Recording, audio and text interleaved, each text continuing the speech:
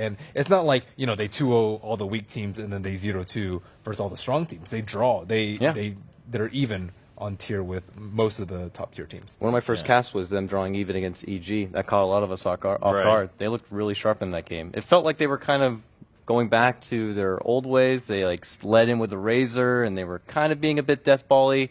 Really surprised that EG kind of got thrown off by that, and it was a nice little rematch to see from last year in the upper bracket. But they got that win, and they continue to pull out little draws. And in best of ones, there is no second game to make a comeback. Yeah, that's very true. And we have a couple highlights here just to take a look at Newbie's latest games. I believe this one coming up from Newbie versus Empire. But as we talk about that, Newbie, they will be going up against Vici Gaming. So Winter, Vici Gaming on the other side, also maybe a little bit surprising in their results. Some people expected them to be a lot more dominant. What are your thoughts on that? I think they looked really lost in the last two games yesterday against CDAC. Lost to 0-2 to CDAC, and their draft sometimes didn't feel as natural. I feel like there are a few disagreements between the teammates when they are picking the heroes. Just a gut feeling, from the way they were picking the heroes. There wasn't a lot of synergy together, and they didn't play very well. I was expecting things to be much better when they swapped their drafters back to FY, but apparently not. They are still having problems within the team itself. They're not playing as a unit as well. And yeah, I think in general their draft and team play is not very good in the group stages. And as we were seeing in that clip, of course, Newbie, just being on point with when they, their split-second decisions, and they say, actually, we can just turn this around. We thought we were going to back off, but we're just going to turn around, end the game right there, win the fight, wipe Empire, and go onward. So Newbie versus Vici, it basically sounds like Newbie's still kind of on the rise, and Vici not so much. They're being halted a little bit in Group B. Would you say that Newbie's coming in a lot more confident into this matchup? I would think so if they've been watching a lot of these games, and I agree with Winter. Something seems a bit off. I almost put Vici Gaming with Empire. These aren't the teams that I've been watching throughout the whole Dota season. They've been pretty dominant. They've been performing very sharp, crisp gameplay, but I don't know what's happening. Ice doesn't seem to be able to really explore. He'll put out a Brood game here and there, which is nice, but he's been doing a lot of Tusk games, and that's just not like the Ice I've come to know. Something a bit spicy, and he's doing stuff back in the day, dropping items in front of his opponents, kind of showing them that he's got their number, but I haven't really seen that so far this tournament. And for Empire, it's kind of the same story. They're more trying to be uniform, push, aggressive, raw style, and that tenacity doesn't really seem to be there. They need to light that fire. Yeah, you were just talking about it because it's interesting because when Cinderin sits here in the very beginning, he was really excited about Empire on day one. He was like, I'm so excited to watch their games. Didn't pan out. Let's quickly talk about Empire. They're not coming up here on our stream right now for a match, but what is it about Empire? Do you think that's just what happens when they come to TI? They're just not going to perform well in the early stages, or what happened? Because a lot of people were very excited about Empire. They're like, yes, this is their chance to finally prove all those other haters that they're going to move onward and they're going to show a strong showing at TI5. Only they know that. It's easy to kind of think like that because of what happened even last year with them. But I know they can do well on LAN. I saw them firsthand do well at Star Ladder Season 11 on LAN. They performed well, given it was in front of probably more of a hometown crowd. But I don't know. I guess maybe when you come into something like TI, it's definitely a whole different level, and maybe if you don't have the best day one, then your team starts butting heads a bit. Who knows? I'd be very interested. It might have something to do with their players being very young. They might have actually have a team that has the average age of the players are much younger. I think Aloha is 17 years old. Yeah. Yeah, and the rest of the players they're not familiar, apart from Always Wanna Fly and Silent. I think they're the two oldest players in the team. So it might have to do with something like they're expecting too much. The expectations are really high. And under pressure, the younger players sometimes, especially Resolution, we were talking about his Storm a lot. He seems to be it's one of his best heroes, but he's always jumping, wasting mana, not getting the right jumps for his team. The initiations were not on point. In the past few months, we actually, every time we see him play the hero, he's really confident, and every time he starts a fight, it's always going to end well for his team. But so far in the event, his Storm is, I think, by far the biggest letdown of all his heroes. All right. Well, we have a couple eyes coming back to the match now at hand. Vici Gaming going up against Newbie. We do have some moments from Vici Gaming's latest games, of course, after we saw Newbie. I mean, they had a really good showing against Empire. We'll take a look at Vici Gaming's games, how they look coming into this matchup. Now, this is against EG. It was their game 1 versus EG. Vici has been pretty volatile. In this best of 2 versus the EG, I also thought they fared very well. They looked very good versus Empire, but then they got 2-0'd by, I think, C-Deck, and yeah, overall there's just something missing from them. I also think for teams like Vici and Empire, they're going to be so much more disappointed if they start off in the lower bracket as opposed to Newbie. It's like, oh, well, we probably thought we were going to be here anyways, and, you know, they have a more happy-go-lucky attitude. And this was a huge turnaround from Vici, where I think this is the one where they jumped the gyro before his team was, jumped the storm before I think his team was ready. And there's like moments of brilliance like that you see from Vici. It's like, oh my gosh, this team is a top 3 team. And we've seen that. DAC, second place, and TI4, second place. And all throughout the year, it seems they were doing well. And then right after DAC, maybe a month or 2 after that period, they just were on a steady decline, and no one actually really knows why. It seems like the patch fits them. Like their drafter certainly is very experienced and confident, and no one exactly knows why. I'm sure they're trying to figure it out themselves. I think it all started when they had the roster change with Black, moving Black, changing from Black to How. They are both very different in their play style. Like Black is more, I feel when he plays, people talk about, okay, he doesn't speak fluent Chinese, but he actually does. I mean, his Chinese is somewhat good. I've spoken Chinese to him before, and people are saying it's much better for the team to have, like, everyone that speaks the same language is very important for them. But after swapping Black for How, it seems like their team play has been deteriorating, and everything somehow hasn't been as good as compared to having Black on the team.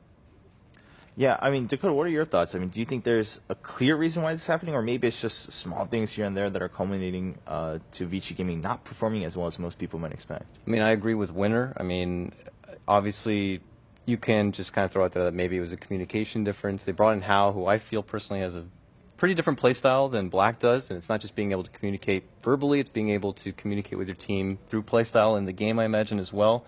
And they had to shift that around a bit.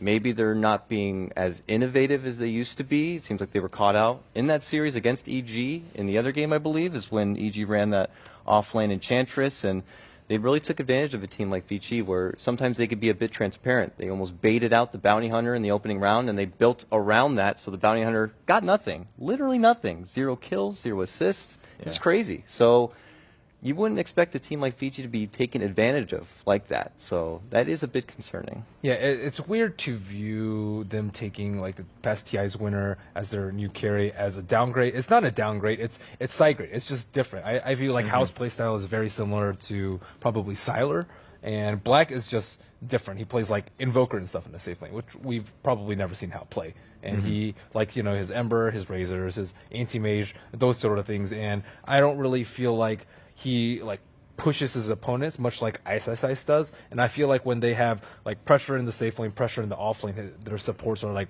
more likely to be able to find opportunities. But it just seems like their early game is just completely lacking. FY and Fenrir aren't. I don't know if they lack the opportunity creating skills, or they're just nowhere to be found. But it just seems like their early game is not as strong as it once was.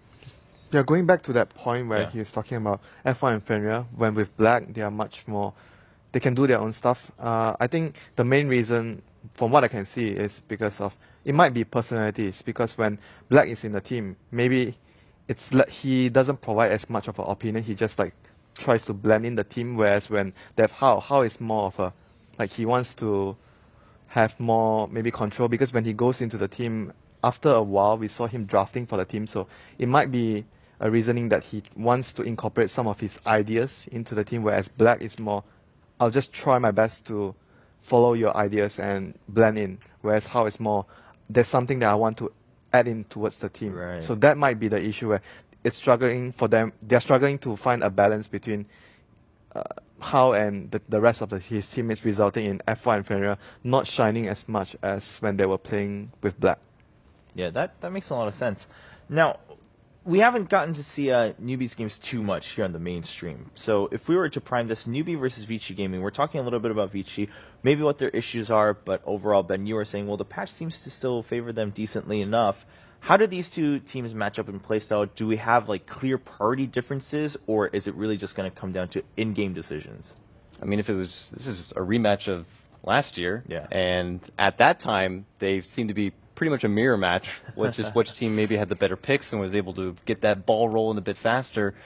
Now, I don't know. I'm very curious to see if they're going to look to butt heads like they did back at TI, or if one of them's going to look to pull out something a bit different and catch their opponent off guard. It's hard to say.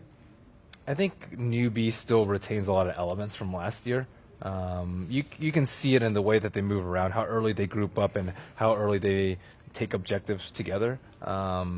And even some of the hero picks, I think, are somewhat similar to last year. Whereas Vici, I think they've kind of branched off, and they do it sometimes, but it's usually with a different lineup. They incorporate like Wisp a lot more, which I don't think Newbie has turned to very often at all.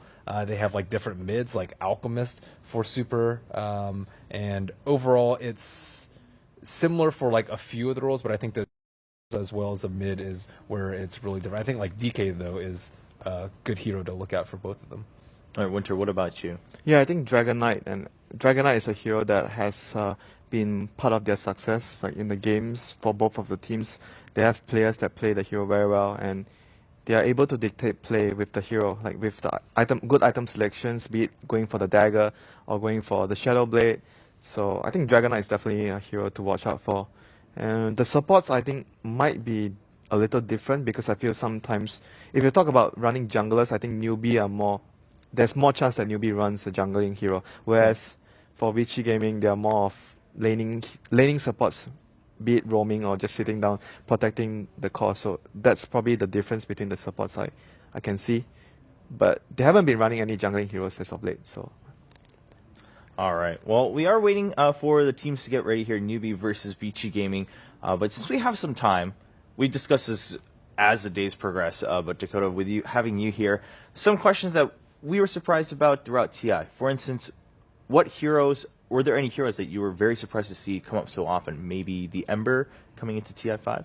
For me, it was probably Naga and her importance as a support. We got a bit of a teaser of it coming into TI, mild play maybe in qualifier. I saw a bit of it in BTS Americas, but now it's definitely in full force, especially for most of the Western teams. It's first pick, first ban priority. I think it's mostly because Secret and EG prioritize it so much. Just because, again, Secret and EG, they're the team that likes to delay, fight at the perfect moment. And Naga can just prevent that one, like 3-0, 4-0, that can just ruin everything.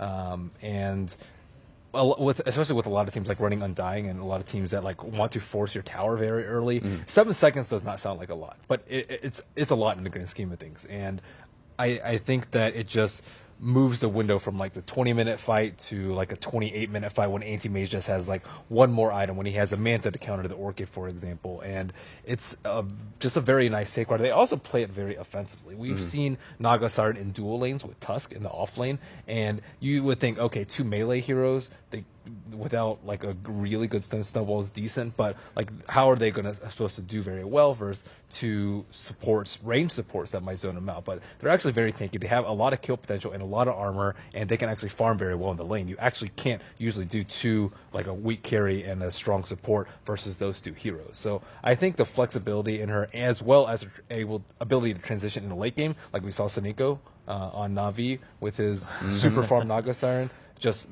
it also secures your late game. Good versus BKB. I mean, the list goes on and on. Yeah, she's so flexible.